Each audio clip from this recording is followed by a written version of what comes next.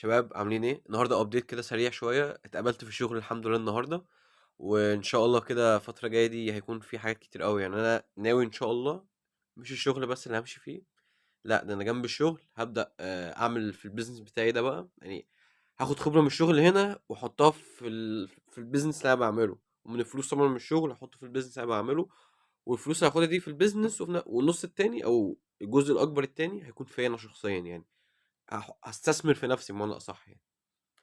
بس فادعوا لي كده، ولو مهتمين بقى بالسكة اللي انا ماشي فيها شوية دي او تحسين الذات عامة، في شغل تاني كتير يعني جيم بقى وتمرين ونفسية وحاجات كده كتير.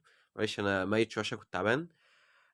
سبسكرايب يا معلم، وحاول انزل فيديوهات جزء طويل منها وجزء اقصر تاني منها زي ده كده. فانت لو بتحب ده او ده، تحب في التفاصيل خش في الطويل، بتحب تنجز حالك هتلاقي شورز بتجيلك يعني ان شاء الله. سبسكرايب بس، تاني كده سبسكرايب بس يا معلم.